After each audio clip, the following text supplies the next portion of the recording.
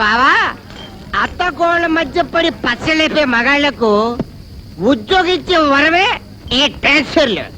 విడిపోకుండా విడిపోవటానికి the best అన్నమాట.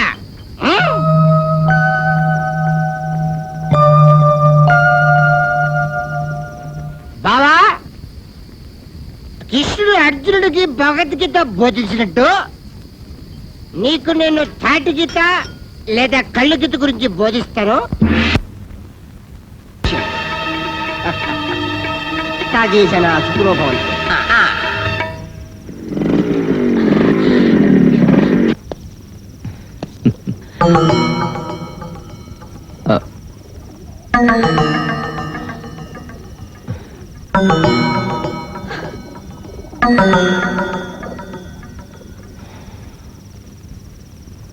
పైకి చూస్తే ఏముంటుంది బాబాయ్, మేడం ఎప్పుడుతుందంటే బాబాయ్ మనిషి అనే వాడికి మనసు ఉంటేనే తప్పు.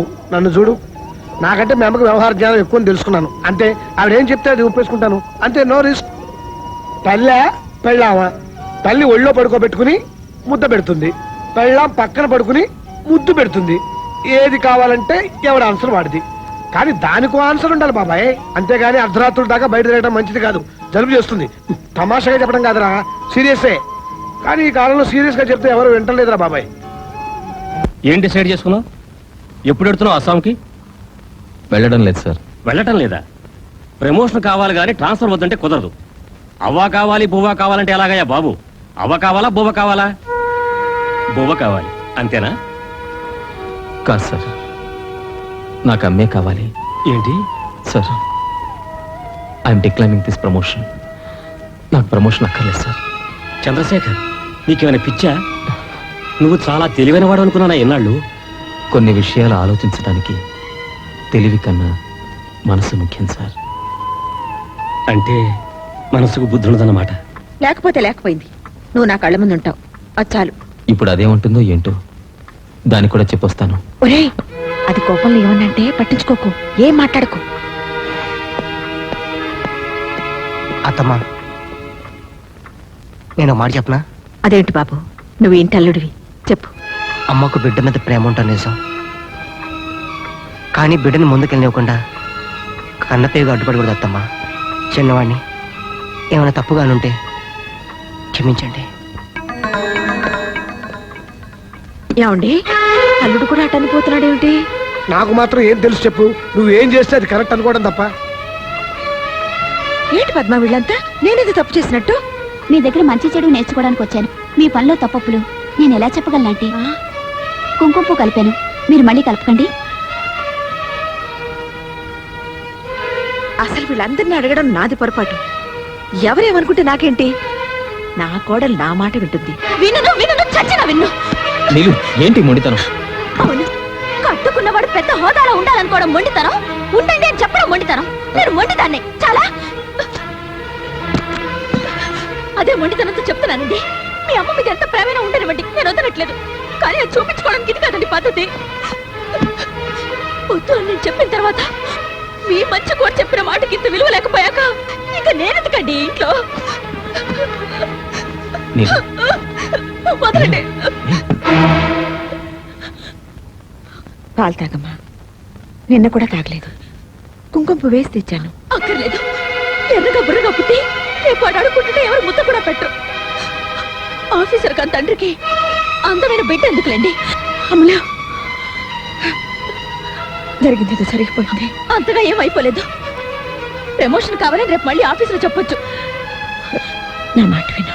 నన్ను ముట్టుకోవద్దు. మీ అతి ప్రేమని భరించే శక్తి నాకు లేదు.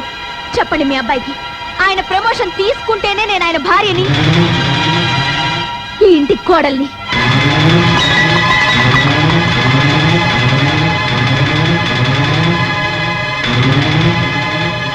లేకపోతే మీ మాట విని మంచి కోడల్ని తెచ్చుకోండి. నేను ఇంట్లో ఉండను. మీకు అమ్మ మాట కావాలా, పెళ్ళం తోడు కావాలా, మీరే తెలుసుకోండి.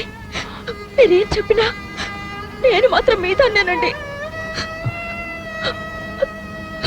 నీలు, నా మాట విను. నీలు ప్లీజ్. ఏమిటో దాన్ని బతిలాడేది? అంత ఆవిడ చెప్పినట్టు వినేలా? మరి కొంచెం వెళ్ళిపోతుందా? వెళ్ళని ఎక్కడికి వెళ్తుంది?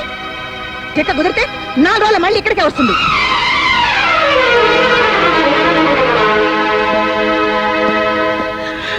తొందరపడకమ్మా.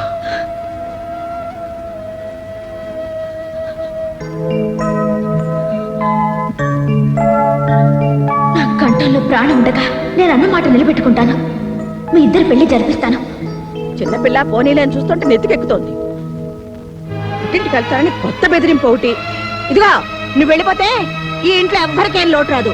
నువ్వు రాకముందు కూడా ఈ ఇంట్లో అందరం బ్రతికే ఉన్నావమ్మా. అవునులేండి, నేను వెళ్తే మీకేం లోటు? మీ మాట వినే మంచి కోడలు ఇంట్లోనే ఉందిగా.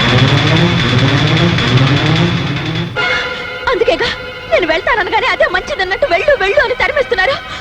హాయిగా ఉండండి, హాయిగా చేసుకోండి. మీరు మీ మాట వినే కోడలు, నేనే మీ మధ్యలోకి రాను.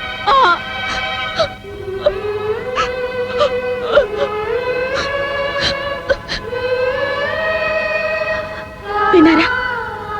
అది ఎంత మాటని వెళ్తోంది విన్నారా? నా మనసులో అటువంటి ఆలోచన ఉందా? మీకు తెలీదా? ఇదిగో మండితన నీకే కాదే, నువ్వు పుట్టక ముందు నుంచి నాకు కూడా ఉంది. నిజం చేసి చూపిస్తా. నువ్వు అన్నమాట నిజం చేసి చూపిస్తానే. దీని పెళ్లి చేసి చూపిస్తానండి, చేసి చూపిస్తాను.